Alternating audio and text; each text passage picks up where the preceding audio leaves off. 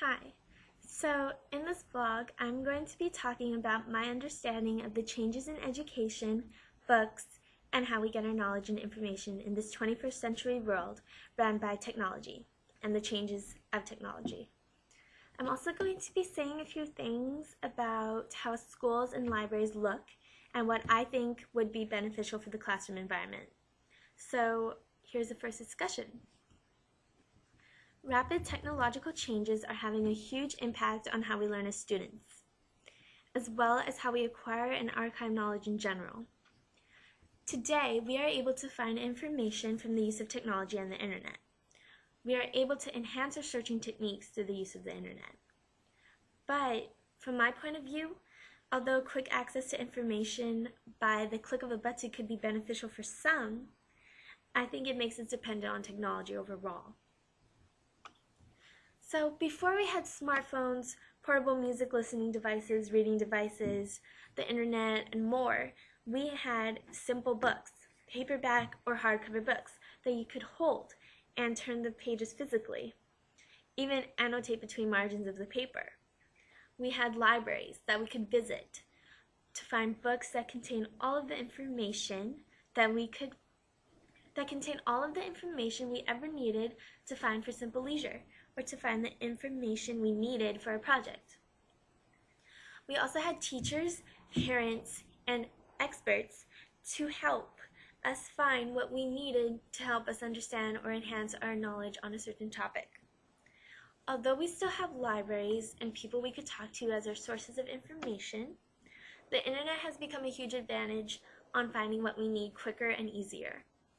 The fact that we can type in what we need into, say, a Google search and have the information appear through many websites in the blink of an eye sort of limits us into thinking that we don't need books or people, because it makes us feel like talking to people or reading pages and pages out of a textbook or a book alone will take more energy and time out of our lives. Like, for example, someone might think, why waste my time reading all of this when I can find what I need in as little as 2 Google searches? So in general, I think the internet has changed our overall preference to finding information. So it's really up to someone on whether or not they want to use the internet as their main resource tool. But in its generality, the internet has become more popular. It has definitely increased in popularity over the years, and therefore the internet is making people feel like it is the better choice to finding information and how they retain that. As for schools and libraries, I think it should always be an environment that's structured, simple, and stable. For classrooms, it should be an area that promotes learning and the ideas of expressing the thoughts of students. I personally think that if desks were put together to make a close shape, for example, a circle or a square, then students will feel more willing to get themselves involved in classroom discussions. Whereas if there was always individual rows, the back row maybe won't pay as much attention as the front row. And this is because the front row is right up there in the front of the class. They have the whiteboard, chalkboard, whatever, smartboard right in front of their eyes. It's focused on them because they're in the front. The teacher's up there in the front. He or she is teaching all of the students. They're in the front, so they have to pay attention. They're right up there. If they goof off, the teacher sees them. Whereas in the back row, it's kind of harder for the teacher to see what's going on back there. It's easy to get distracted in the back row. And someone who might be willing to learn could be seated in the back row or the middle row, but then they're too distracted by what's happening in the back or their row. And it just limits their chances of learning what's needed to be learned because of the fact that they are seated in a certain area of the room. So it's not beneficial to their learning. But if we had seating arrangements where the students were seated in a circle or a square or what have you, if it was a closed shape and all the desks were facing each other, students will be more involved in classroom discussions.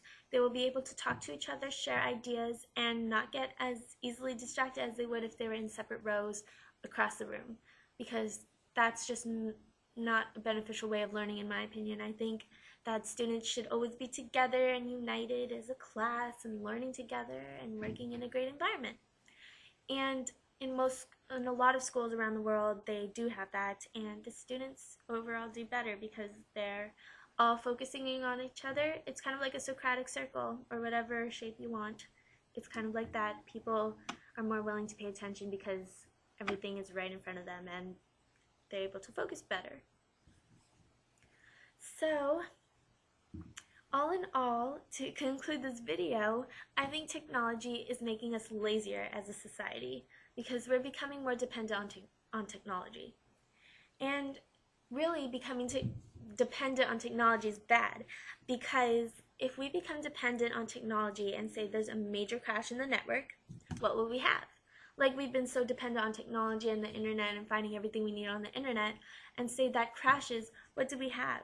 Would we really still have books in our house, or would we have relied on the internet to, guide us to digital libraries and have our books stored on the computer? But then your computer dies. Where are your books? Where can you find your information? What are you doing? So, we shouldn't become dependent on it, because you never know what will happen. It's not guaranteed that we'll have the internet every day of our lives, the technology every day of our lives, because technology is always changing too. Something could stop working over a sudden, you have to upgrade it.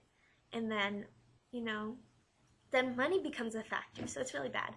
So I think we should just, practice using resources that aren't modernized. So, for example, the future generations to come, they are going to be born into this world where the moment they step foot into this world, there's going to be a lot of technology, and technology is just going to be surrounding them, and they're just surrounded by technology so much, they're going to be, it's going to be easier for them to become dependent on technology because they're born in a world of technology. Whereas the 90s generation, we didn't really have internet until we reached a certain age, so we had a really good childhood. We had coloring books, we had the TV networks where we could wake up early and watch our favorite cartoon shows, and these kids, they are born into this generation, this new generation, where there are iPods and iPhones and smartphones and all of these things, and then they're going to become dependent on it because that's really all they have, and it becomes their toys, like an iPad. And when they read a book, they might not be able to know how to work a book because they're so used to using an iPad. So that can kind of be a factor if you think about it. I'm not sure. So the internet and technology is great because it's an advantage for people. It's beneficial for them to get their information quicker and easier, but that shouldn't limit your thinking of how you can retain knowledge and archive your knowledge, because the internet is not, you should still read books and talk to people and get your information from everyone around you, and not just limit yourself to what technology says and what the internet provides for you, because the internet and technology is not everything, and we should become dependent on it. And this is what I think. So